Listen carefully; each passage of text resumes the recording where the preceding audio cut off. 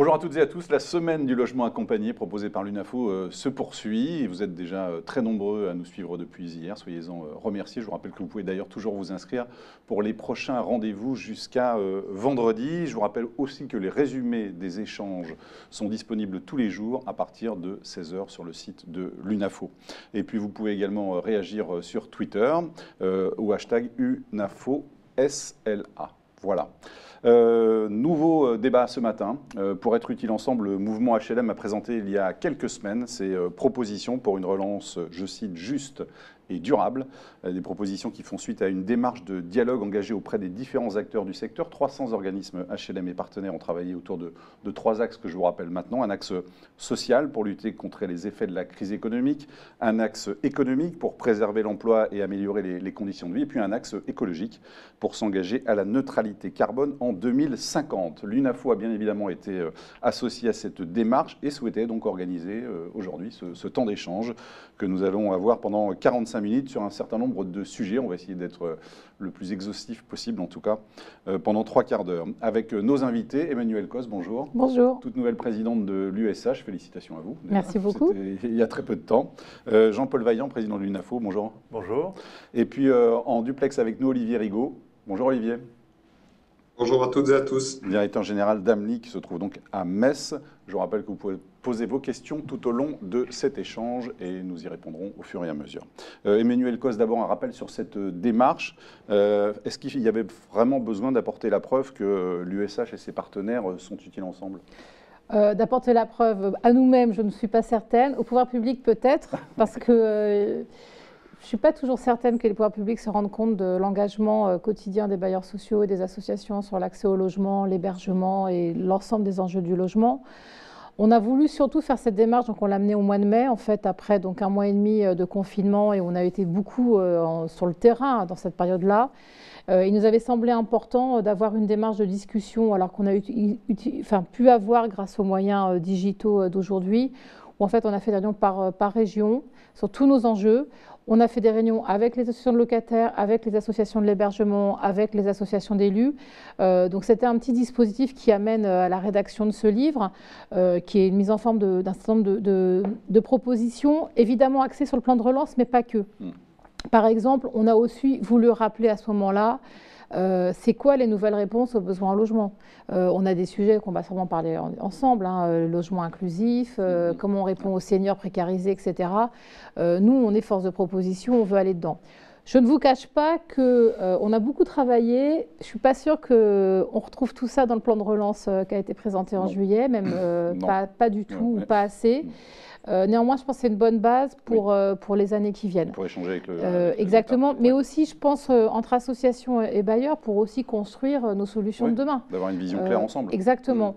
Et puis, c'était aussi une démarche interne à l'Union. Vous l'avez dit, il y a 300 organismes qui ont participé. Et ça, pour moi, c'est aussi un moment, enfin, c'est quelque chose d'assez intéressant de se dire qu'on peut aujourd'hui faire participer plus de la moitié des adhérents de l'USH dans ce genre de discussion. En tout cas, c'était réalisé en un temps record, parce que vous disiez lancé au mois de mai, et aujourd'hui, on a le document, bossé. il est là. En fait, il était prêt pour le congrès HLM de Bordeaux, qui n'a pas eu lieu. C'était un des enjeux du débat du congrès de Bordeaux, qui n'a donc pas eu lieu fin septembre, qui aura lieu dans 1 an à Bordeaux. Mais c'est aussi, je pense, une nouvelle manière pour l'Union de travailler, et on va continuer à le faire comme ça, en fait. Comment vous avez accueilli cette démarche, Jean-Paul Vaillant ?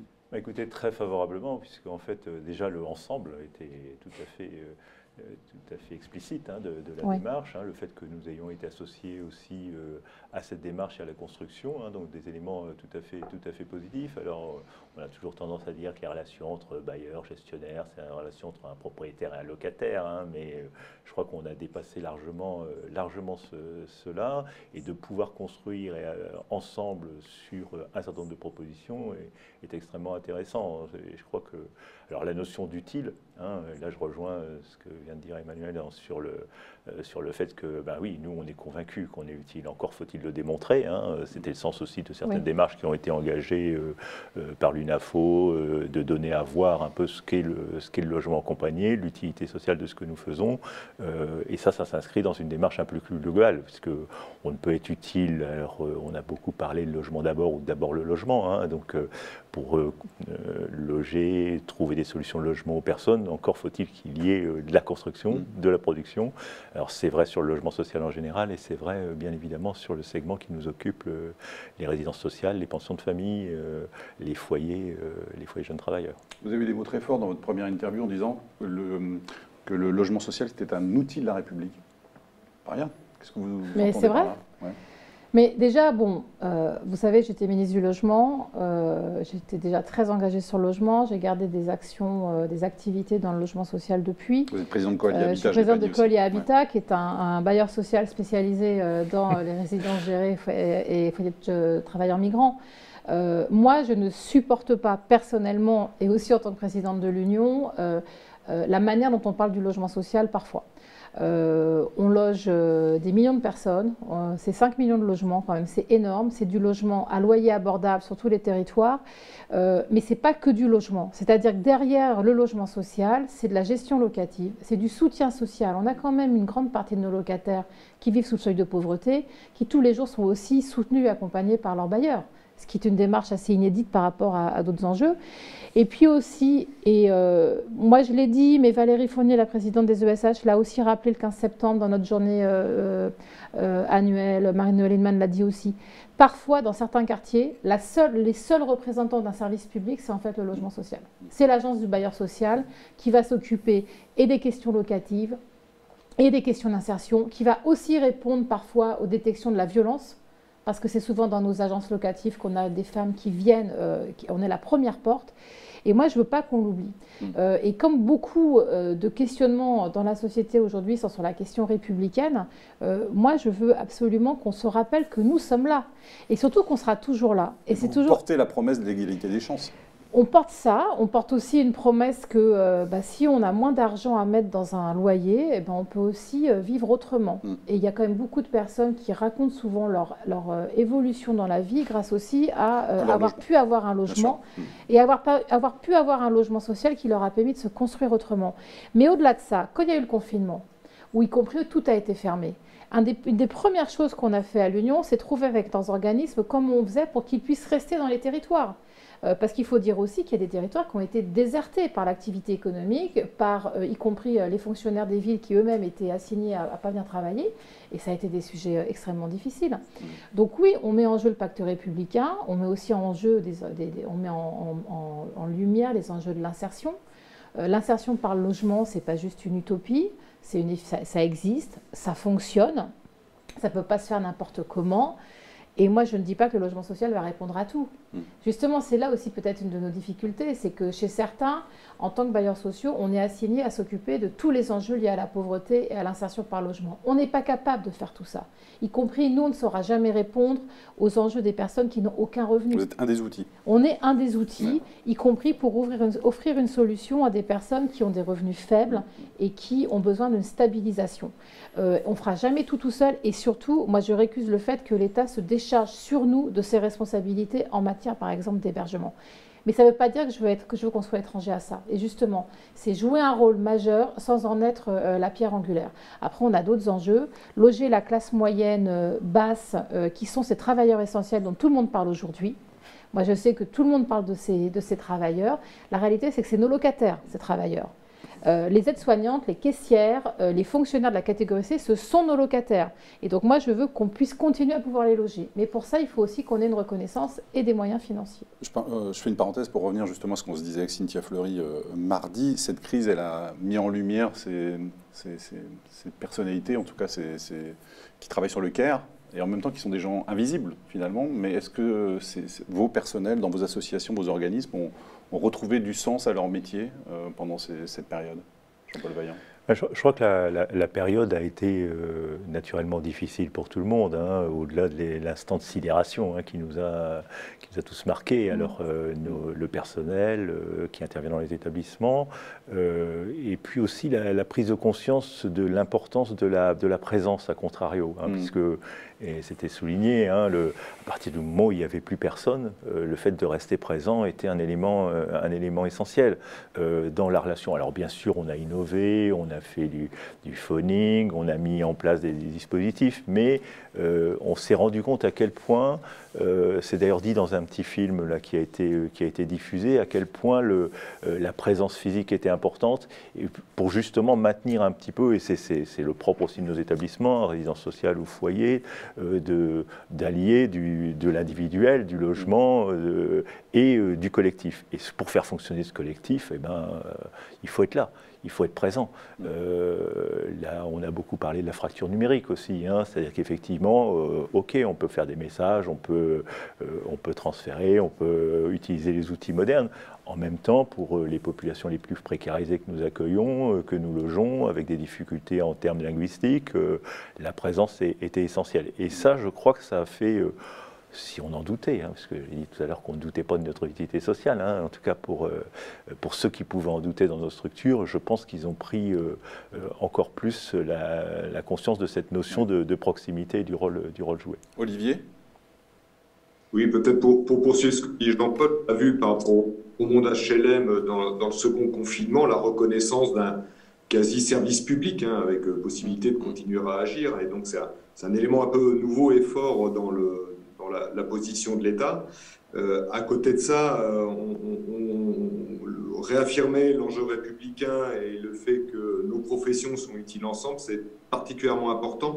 Je pense notamment suite aux élections municipales où on fait face depuis quelques temps, alors peut-être qu'on le vit sur d'autres territoires, en tous les cas sur le Grand Est et sur d'autres territoires, on le voit très clairement, des discours politiques qui sont beaucoup moins, je dirais, mobilisés sur le logement social, notamment sur des communes qui se rapprochent des 20-25%, ou qui ont dépassé d'ailleurs de logements sociaux, qui considèrent que si les commerces ferment en centre-ville, c'est à cause du peuplement HLM de ces cœurs de ville, et qui donc cherchent à faire en sorte que la production de logement social tombe fortement, et tout ça dans un contexte où le portage, alors si je mets la crise entre parenthèses quelques secondes, le portage politique au plus haut niveau de l'État de la thématique du logement social apparaît pas très très fort, et tout ça au milieu d'une énième crise sur Action Logement, qui est quand même un des fondamentaux du financement du logement social. Excusez-moi de le réduire à ça, mais néanmoins,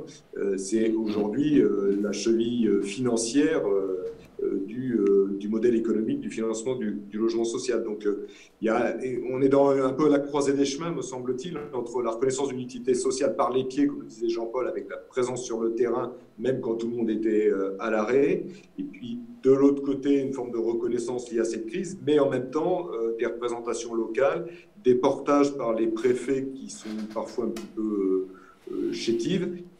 Et donc, voilà, un effet de ciseau là, sur lequel je pense on doit être collectivement vigilant, et le plaidoyer de l'Union à ce titre-là est très intéressant à souligner. Ça, c'est à faire porter par l'USH, cette problématique-là. Ce qui est grave dans ce que nous dit Olivier, c'est que finalement, aujourd'hui, les communes qui sont à 25%, on se dit, ça y est, on a rempli notre rôle, donc pour aller plus loin.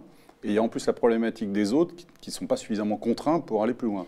Alors, je pense déjà, je pense que les élus, en fait, se trompent sur une question. C'est que la loi SRU, ce n'est pas une loi de production de logement social. La loi SRU, ça vise à rééquilibrer là où il n'y a pas de logement. Ça n'empêche qu'aujourd'hui, comme hier, on estime collectivement qu'il faudrait en gros construire 150 000 logements sociaux par an pour simplement répondre à la demande actuelle. Et c'est 110 000 normalement. Et cette année, on nous a demandé de faire 110 000 Ouais. et on ne les fera pas. Et j'y reviendrai. Mais nous, on pense qu'il faut faire 150 000. C'est un chiffre sur lequel la Fondation Abbé Pierre et l'ensemble du secteur associatif est d'ailleurs d'accord, en sachant que c'est avant confinement. Parce que la réalité, c'est qu'une augmentation de la crise économique, moi, je pense qu'on va avoir par ailleurs une augmentation des demandes des travailleurs pauvres pour être logés dans du parc locatif moins cher. Mais la loi SRU, et en effet, il y a des maires qui pensent en dire 25% de logements, ils vont arrêter. D'une part, heureusement, s'ils augmentent la part de logements privés, il faudra bien qu'ils augmentent, parce que le 25% ne s'arrête pas à un moment donné. Mais par ailleurs, on sait que, par exemple, en Ile-de-France, vu le nombre de la population et l'attractivité de cette région, ça fait longtemps qu'on a dit qu'il fallait faire au moins 30% de logements sociaux, et on pense même qu'il faut faire plus. Et d'ailleurs, vous savez, Paris, aujourd'hui, reste une métropole au niveau mondial un peu abordable, je mets des guillemets dans ce que je dis, notamment parce qu'on a heureusement réussi à garder, on a actuellement 22% de logements sociaux. Si je le dis, c'est que c'est pas rien et que quand il faudra produire demain jusqu'à 25%, ça amène beaucoup de... C'est-à-dire qu'il faut augmenter le plafond, enfin le seuil, vous pensez? Je pense que de toute façon, le débat sur l'avenir de la loi SRU au-delà de 2025, il faut le poser. Il y a deux sujets. Le premier sujet, c'est les communes qui aujourd'hui ne sont pas, sont très loin, qu'est-ce qu'on fait avec elles? Moi, je l'ai toujours dit, dans ces communes, la construction ne s'est jamais arrêtée, à part 2-3 exemples. Ce sont des communes dans lesquelles on a construit, mais jamais de logements sociaux.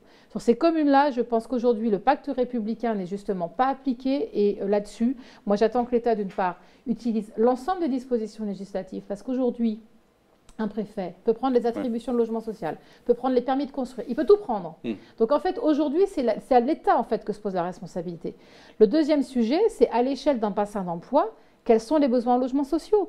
Et c'est vrai que moi, en tant que nouvelle présidente de l'Union sociale, mon objectif, c'est aussi d'aller voir tous les élus sur ces sujets-là, parce qu'ils doivent continuer à construire. Ils ne peuvent pas penser qu'en ne faisant rien, ça va améliorer les conditions d'accueil de leur population.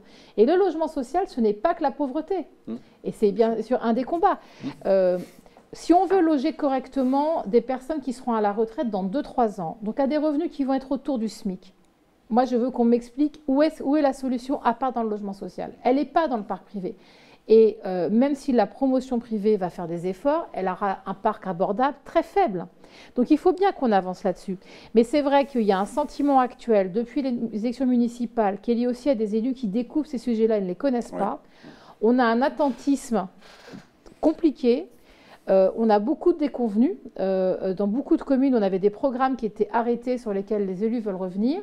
Et ça explique aussi que sur les 110 000 agréments qu'on doit faire cette année pour le logement social... Ça ferait combien ? Les chiffres qu'on a là sont très mauvais. J'espère qu'on n'arrivera à avoir qu'une baisse de 10%. Je dis j'espère. Mais je veux le dire très clairement, c'est pas à cause des bailleurs qu'il n'y aura pas les agréments. Et ça, je le dis y compris aux associations qui souvent pensent que les bailleurs ne font pas des efforts pour construire le PLAI. Aujourd'hui, on a des programmes qui ne voient pas le jour pour 2 raisons. La première, c'est les impacts des lois de finances précédentes, de ce qu'on a appelé la RLS, avec une ponction d'1,3 milliard sur les bailleurs sociaux, qui fait quand même qu'il y a moins d'argent pour faire du logement social dans nos organismes. La deuxième chose, c'est une difficulté avec les élus et l'État local, à obtenir les permis de construire sur nos programmes. Et c'est vrai que pendant 3 ans, le logement n'a pas été porté politiquement au plus haut niveau. Il n'est même pas dans le plan de relance. Il n'est pas dans le plan de relance. Il n'est pas dans le plan de relance, mais y compris, il n'est pas considéré, c'est ça qui est extraordinaire. On a une loi sur le pacte républicain, mais on n'envisage pas que le logement est un des axes du pacte républicain et de la promesse républicaine. Et c'est bien ça notre problème.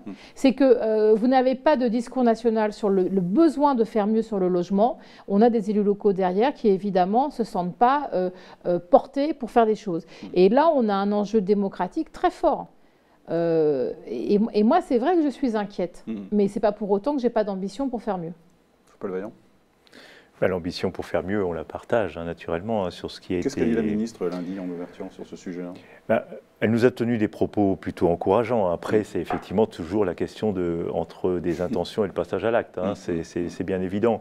Alors, c'est vrai que sur les propos de la ministre portaient non pas sur le logement social en général, mais sur le segment du logement accompagné. Et donc, on a voulu y voir une reconnaissance de l'existence de ce secteur comme un segment du logement, ce qui n'est pas forcément évident pour tout le monde. Aussi des encouragements sur le fait qu'on est allé avoir des objectifs en matière de création de résidences sociales. Mais encore une fois, l'objectif des 150 000 montre qu'il ne suffit pas d'avoir des objectifs.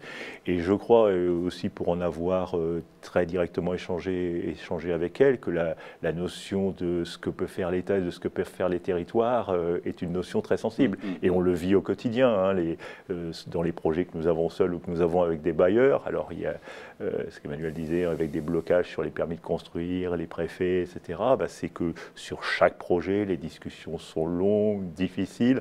Alors, c'est pour ça qu'effectivement, des démarches du type, non pas montrer pour nous-mêmes qu'on est utile, mais montrer que c'est un service que l'on peut rendre, c'est un service qu'on peut rendre aussi aux communes qui sont confrontées à une population sur lesquelles il y a des besoins, effectivement, de logement.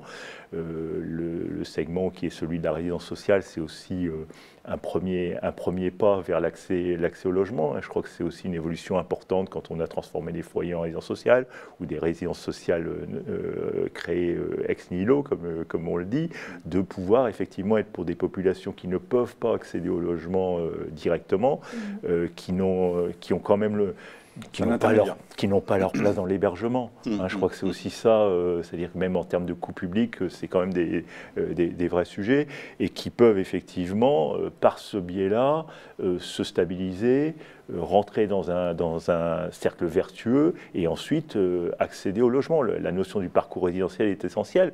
Pour que le parcours résidentiel fonctionne, il faut qu'il y ait des solutions de logement. Il ne s'agit pas effectivement de garder les personnes dans les résidences sociales et les foyers. Il s'agit effectivement d'engager des parcours résidentiels.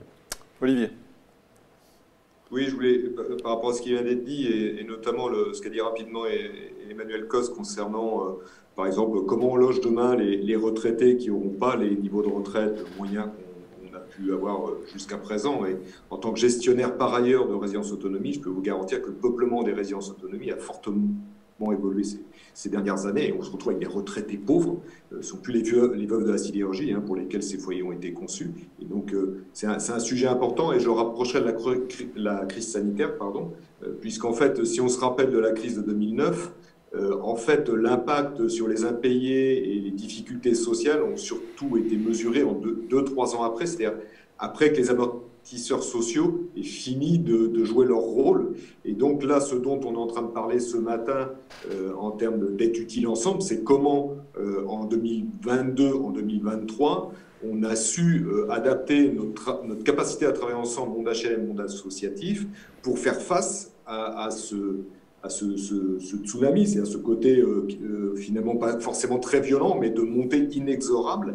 Et il va falloir qu'on calibre nos dispositifs par de la production, bien évidemment, par du turnover sur le parc, comme le disait Jean-Paul, sur les résidences sociales, bien évidemment, mais aussi sur le parc HLM. On sait que ça a un effet très important, 1 point de turnover sur le parc HLM, ramené à 5 millions de logements.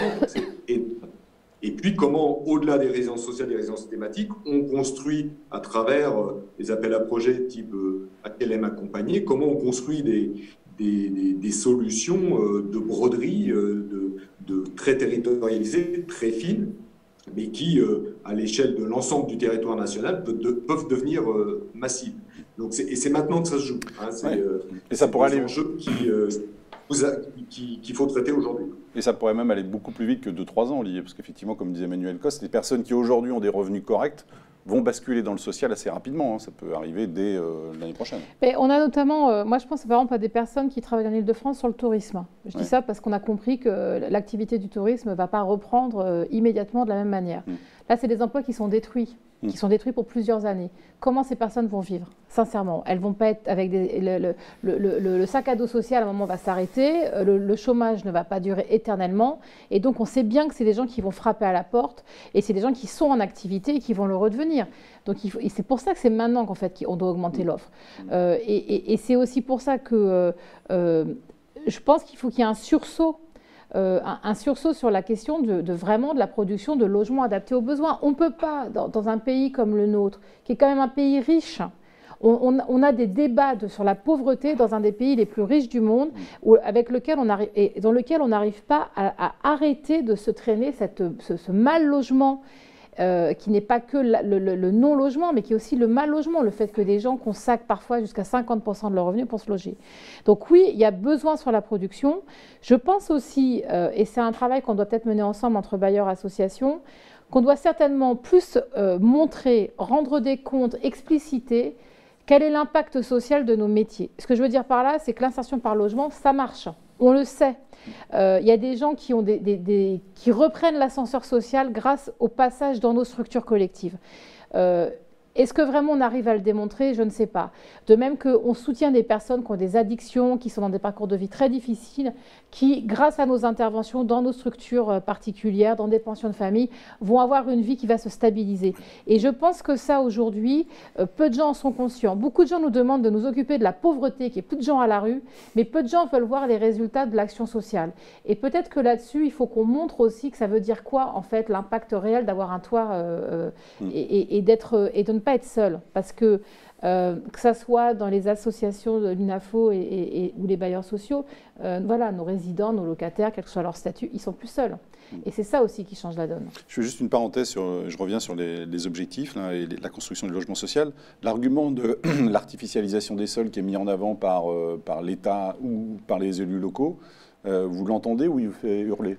Alors déjà, vous savez, moi je suis écologiste et donc je n'ai pas changé. Donc, je ne vous pose pas la question. Je suis très favorable au fait que justement on n'artificialise plus. Ouais. Mais je le dis très sincèrement et là-dessus je serai assez intransigeante. Surtout que je n'ai pas de leçon d'écologie à recevoir de quiconque. Entendre aujourd'hui des élus qui utilisent cet argument pour nous expliquer qu'ils ne font pas de programme de logement, c'est vraiment se moquer du monde. Aujourd'hui, on peut ne plus artificialiser en simplement commençant à s'attaquer aux zones commerciales, aux parkings, à toutes ces émanations industrielles dans les entrées de ville. Donc, je veux dire, très clairement, on voit en fait des élus qui sortent. Avant, ils étaient contre l'accueil de populations difficiles. Maintenant, ils nous expliquent qu'au nom de la planète, ils ne vont pas construire. Ça, c'est des arguments fallacieux. Et d'ailleurs, au nom de la planète, sincèrement, si vraiment on est écologiste, on travaille pour que les gens vivent dans une justice sociale beaucoup plus forte, parce que c'est aussi en sortant les gens de la pauvreté qu'on leur permet d'avoir des comportements qui permettent de sauvegarder la planète. Mais vous avez raison que c'est un sujet réel, y compris, moi je vois bien ce glissement-là, j'ai alerté l'État là-dessus. Très clairement, on a des problèmes parfois avec des préfets qui ont une vision extrêmement extensive du sujet, mais à un moment, la facture, on va la payer, hein. Si on ne produit pas là, dans les 3 prochaines années, parce qu'en fait depuis 2016 les agréments baissent à cause de pas mal d'attaques sur le logement social, si ce qu'on ne produit pas là, on ne va jamais le rattraper. Ça veut dire qu'en 2024-2025, on n'aura pas des logements neufs à offrir et ça va avoir un impact réel sur notre file d'attente dans le logement social et aussi notre file d'attente dans les résidences sociales. Jean-Paul Vaillant, le plan de relance prévoit une accélération de la transformation des foyers de travailleurs migrants. Il en reste un quart, on va dire, de l'objectif initial. 142 à rénover ou à réhabiliter. Pourquoi ça ne va pas assez vite? Est-ce que c'est une question de finances, de foncier ou de politique locale? Je crois essentiellement, enfin on l'a un peu dit, hein, de politique locale et donc de foncier. Hein. Il n'y a pas de foncier sans politique locale. Hein. Je crois que les deux sont vraiment liés. Il y avait une double inquiétude en fait hein, qu'on a exprimée. Hein. C'est bien évidemment la nécessité, et la crise a montré que, on le savait, hein, mais que cette nécessité a été renforcée par la crise. Hein. Loger des gens, avoir un chez-soi et un toit au-dessus de la tête, c'est bien. Loger de façon, notamment quand on est en confinement, avec un chez-soi individualisé, c'est bien évidemment la nécessité a été soulignée. Donc on sait que les difficultés, les 142, d'ailleurs la ministre l'a dit, les 142, si c'est pas forcément les projets les plus faciles. Et les projets, alors oui, bien sûr, il y a des questions de financement, mais je vois que alors je ne connais pas les 142 projets, bien évidemment, mais j'en connais un certain nombre, et le certain nombre de projets, ce n'est pas forcément les financements qui bloquent. Hein, c'est effectivement souvent, alors ça peut l'être quand le foncier est très cher, bien évidemment, mais en général, c'est le foncier et un accord politique sur le projet. C'est vraiment ça la clé essentielle. Je voulais revenir aussi sur la production et sur le tempo, parce qu'en fait, et Olivier, Emmanuel aussi l'a dit, hein, les difficultés sont devant nous. Hein, c'est-à-dire effectivement, on a pu l'évoquer sur la montée possible des impayés, etc. Il y a des parachutes qui fonctionnent, hein, c'est-à-dire effectivement, mais quand ils ont fini de fonctionner, donc je crois que ces difficultés, elles sont devant nous. Et si on se projette à 2-3 ans, on peut être effectivement dans une situation très difficile. Et on sait qu'un projet, ça ne sort pas de terre comme ça. Oui, c'est pas parce que demain, on va décider de débloquer les freins, d'avoir des accords sur les territoires, grâce à notre travail de convaincre que ce qu'on fait est non seulement utile, mais absolument nécessaire. Ce n'est pas demain. On ne va pas sortir de terre comme ça des logements. Le tempo est extrêmement important. Alors, ça veut dire qu'il faut continuer, bien évidemment, à plaider, à convaincre, mais qu'il y a un peu urgence.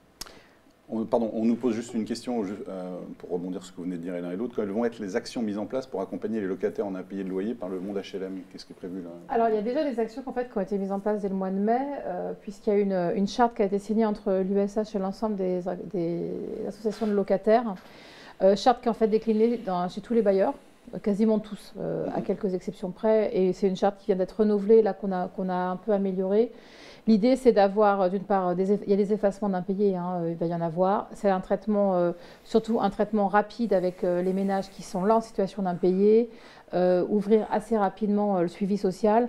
Et nous, une question qu'on a en tête et qui est très importante, c'est d'aller au-devant des ménages qu'on ne connaissait pas jusque-là et qui se retrouvent en impayés, mais qui n'étaient pas notre public fragile de d'habitude.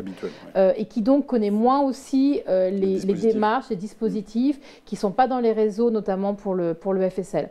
Donc on est là-dessus, on suit ça attentivement. Dans le secteur social aujourd'hui, on a une augmentation de l'impayé, mais elle reste très contenue. Je mesure mes mots car on n'est qu'au mois de novembre, il faut voir sur la durée. Ce qui est certain, c'est que on peut pas. L'objectif, c'est que les bailleurs ne laissent pas filer les impayés et soient dans une action de gestion locative envers leurs locataires tout de suite. On a depuis longtemps des impayés, mais qui ne relèvent pas de la crise, hein, qui sont liés à des locataires de mauvaise foi, ça c'est un autre sujet. Mais là, sur des ménages qui sont en difficulté, y compris, voilà, on a une action, on va dire, positive pour leur dire, vous avez un problème, dites-le nous. Vous ne pouvez pas payer ce mois-ci, il faut nous avertir, il faut qu'on commence à discuter ensemble. C'est quoi exactement vos difficultés et à quoi vous avez droit. Enfin, l'objectif, voilà, c'est d'être extrêmement présent. Je ne vous cache pas que je pense que la vraie crise des impayés, elle va se faire dans le parc privé, avec là un accompagnement social qui n'existe pas et qui me semble beaucoup plus difficile. Après, je dirais simplement sur les annonces d'Emmanuel Vargon, il y a quand même besoin un peu d'argent. Moi-même, je suis propriétaire en tant que présidente de Coali Habitat d'un certain nombre de foyers de travailleurs migrants qui ont besoin d'être rénovés. On a en effet des problèmes d'équation foncière, mais c'est aussi qu'on fait ça dans des économies qui n'ont pas de sens. Et quand on n'est par exemple pas aidé pour démolir un foyer, il y a un moment, moi je ne sais plus comment je fais entre la démolition, la reconstruction, le desserrement, le logement correct de nos résidents. Donc, et vous voyez... Puisque vous me parliez tout à l'heure de le pacte républicain, bah c'est ça. Typiquement, nos foyers de travailleurs migrants, moi j'ai beaucoup de mes locataires, c'est eux qui font les routes, qui font nos logements et qui s'occupent notamment de l'ensemble de la logistique et de situations. C'est des travailleurs essentiels et pourtant aujourd'hui, les 100 millions qui ont été annoncés, c'est très bien, mais sincèrement, on en aurait 500 millions, on serait capable de les consommer. Et c'est moi le message que j'avais passé à Emmanuel Vargon, c'est que je lui ai dit franchement sur ce sujet-là, pourquoi vous ne nous donnez pas une enveloppe qui soit beaucoup plus élevée? Un foyer, ça coûte au moins 12 millions à réhabiliter. Donc avec 100 millions, on en fait quoi? 10 de plus, on est loin de l'augmentation voulue. Olivier Rigaud. Oui, pour poursuivre sur ce que dit Emmanuel, effectivement, on est confronté quand même à un fonctionnement de l'administration française et avec les collectivités assez stupéfiante, parce qu'on sait tous que pour transformer un foyer ou pour produire une résidence sociale ex nihilo, il faut 30 à 40, voire 50% de financement gratuit en fonction de la tension sur le foncier, et qu'on va passer parfois 6 mois, mais sinon 2, 3 ans à finalement se battre pour rassembler ces financements-là qui, de toute façon, sinon l'opération ne se fait pas. Donc, ce qui me stupéfait, c'est qu'à chaque fois, ça prend 2, 3, 4 ans parfois à rassembler ces financements-là, alors que c'est inéluctable parce que c'est le modèle économique du logement accompagné. Donc, voilà. Pourquoi ça prend autant de temps? J'ai un avis, mais on pourra faire une table ronde là-dessus si vous voulez. Mais je pense que s'il y avait un peu moins de monde autour de la table, des fois, c'est un peu plus vite. Et puis, sur l'autre aspect, accompagnement des impayés, peut-être une illustration de ce qu'on fait côté Amli, historiquement lié aux sociétés du groupe Batigère, même si on a un fonctionnement qui est synergique, mais tout en gardant notre autonomie en tant qu'association, où depuis maintenant plus de 15 ans, les travailleurs sociaux des ESH en fait, ont été transférés chez Amli et donc vivent dans une communauté associative avec d'autres travailleurs sociaux qui travaillent sur les sciences sociales notamment. Et donc, on bâtit tout un ensemble de projets ensemble. On avait par exemple, dans le cadre des 10 000 logements accompagnés, un projet que je trouve magnifique dans l'énoncé, qui est Objectif Zéro Expulsion Locative, qu'on a essaimé à partir du Grand Est en Rhône-Alpes et en Île-de-France au gré des différents appels à projets. Donc je voulais reboucler par cette notion d'être utile ensemble et la capacité à aujourd'hui. Je pense qu'il y a pas mal de sujets sur la table en termes d'appels à projets. Alors, il faut les trouver, il faut se battre, il faut être proactif, c'est beaucoup de travail. Mais en tous les cas, il me semble qu'il y a une mobilisation de moyens sur l'accompagnement social et que les associations qui peut-être aujourd'hui travaillent pas beaucoup avec le monde HLM. Ah, on a perdu Olivier. C'est pas de la censure, mais c'est juste un problème de réseau, mais il va revenir avec nous. À la page 45 du rapport que vous avez montré là, Emmanuel. Alors, on vous a retrouvé, Olivier, pardon. Oui, ben, je pense que j'avais dit l'essentiel. Hein, oui, le message que je voulais passer. Le message était passé. Il y a différents intérêts. L'association se tourne vers le monde HLM. Oui. Diversifié. Jean-Paul Vaillant. Oui, je voulais juste revenir un peu sur. J'ai hiérarchisé, hein, c'est-à-dire effectivement, j'ai dit il y a un blocage au niveau des territoires, etc. Bien évidemment, la question du financement, le financement se pose. Mais c'est vrai que parfois, je suis confronté à dire bon, on peut vous mobiliser des financements, quel projet vous pouvez monter. Si je n'ai pas un accord sur un territoire, je ne peux pas le monter. Dans le rapport, il est indiqué que vous faites la proposition d'une loi pluriannuelle du logement d'abord. Pour quelle raison ? Première raison, c'est que nous, on est favorable, comme les associations, au plan logement d'abord, mais preuve en est quand même qu'on a du mal à le mettre en œuvre. Hein. Aucun des objectifs proposés n'est tenu, que ce soit sur la production de pensions de famille, les places en intermédiation locative. Et en effet, on pourrait décider qu'on identifie un volume de résidence sociale à faire par an.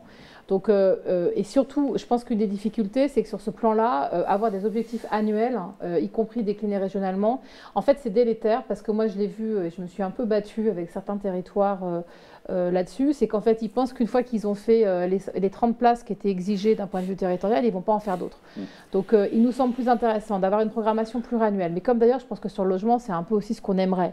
Peut-être que c'est plus compliqué, mais c'est aussi un peu ce qu'on pousse. Mais sur le logement d'abord, on pourrait avoir une production à 3 ans, avoir des packages globaux, quitte à avoir un État qui revient à la charge tout le temps et donc des niveaux d'évaluation des projets, mais qu'on ne soit pas comme ça sur le sujet. Et moi, je me suis beaucoup battue, alors là, personnellement, notamment avec Sylvain Mathieu, qui était d'accord avec moi, le délégué interministériel à l'hébergement et à l'accès au logement.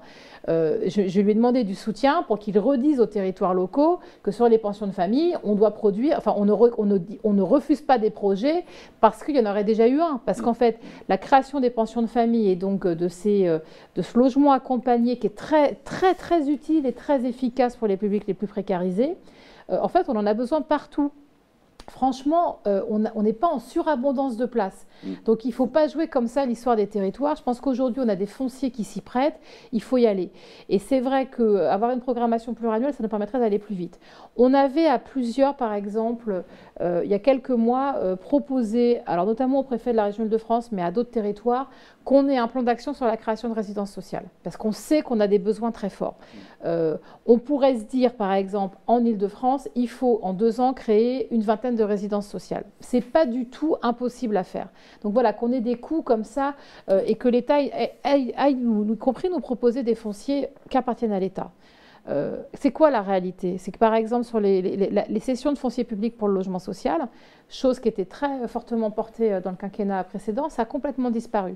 On n'a quasiment plus de cession du foncier public alors qu'il y a une loi portée par Thierry Repentin puis par Cécile Duflot là-dessus. Et c'est un problème. Ces résidences sociales, on en a besoin partout et on n'a pas d'accès au foncier. Donc il y a un moment, on a vraiment besoin que tout le monde se retrousse les manches à nos côtés. Et je pense qu'on est capable de le faire, y compris, et là je parle en connaissance de cause, moi j'ai construit une résidence sociale en modulaire que j'ai réussi à faire sur un terrain dont je n'étais pas propriétaire en 8 mois, avec beaucoup de difficultés, sauf que j'ai sorti 200 places en 8 mois, qui aujourd'hui sont d'une qualité locative bien meilleure que mes foyers précédents. Si je dis ça, c'est parce que ce n'est pas juste un exemple, on est capable de le répéter. Encore faut-il qu'on ait des élus et des pouvoirs publics qui soient prêts à le faire. En tant que bailleur ou en tant qu'association, on est prêt à inventer des nouveaux systèmes, des nouveaux dispositifs, à s'interroger aussi sur des besoins de nos publics. Mais là, je pense qu'on est dans un moment de creux dans la production, en fait, l'avancement des projets, aussi dans la réhabilitation, qui évidemment nous pose question. Moi, ça me pose notamment question parce que la file active des demandeurs, elle n'a pas baissé. Il y a 2 millions de ménages. 2,1 millions de ménages en 2019. On verra les chiffres à fin 2020, mais je pense qu'ils seront plus élevés. Sur la visibilité des moyens de gestion, ça vous semble être une... Sur la visibilité, bien évidemment, des moyens de gestion. Enfin, je voulais aussi revenir sur la question de, et Olivier l'a évoqué aussi, sur la façon de travailler ensemble. Bien sûr. C'est-à-dire que des projets nouveaux, des projets innovants, des réponses aux besoins, ça se construit ensemble. Il y a l'exemple qui était cité par Olivier au sein d'une structure. Il y a aussi des exemples comme ce qui est construit avec la FIL au niveau de l'Île-de-France. Enfin, je crois que les bailleurs et les associations ont appris à mieux se parler. Mais je crois que c'est un point important et il faut continuer. Ça fait partie des et il faut innover. Effectivement, il est indiqué que le logement d'abord nécessite un partenariat étroit entre le secteur HLM et le secteur associatif. Oui. Mais c'est comment ça? Déjà, moi j'ai cette chance par rapport à d'autres de très bien connaître le secteur associatif et d'être justement à cheval sur ces deux segments. Je pense bien qu'il faut qu'on se parle plus. Il faut qu'on arrête en fait de penser que l'un et l'autre sont responsables de la misère du monde, parce qu'en fait nous sommes tous les deux, ces deux secteurs, des solutions justement aux enjeux de la pauvreté. Mais après, en effet, c'est une de mes ambitions au sein de l'Union sociale pour l'habitat, c'est qu'on professionnalise, parce que je pense un des enjeux du secteur, du côté bailleur comme du côté associatif, c'est qu'il faut qu'on professionnalise la question du bailleur des résidences gérées. On a des enjeux patrimoniaux colossaux. Et on a aussi des besoins d'améliorer la gestion locative pour aussi taire et faire taire les reproches que nous avons de certains élus sur en fait des problèmes de gestion qui sont compliqués parce qu'on a des publics compliqués.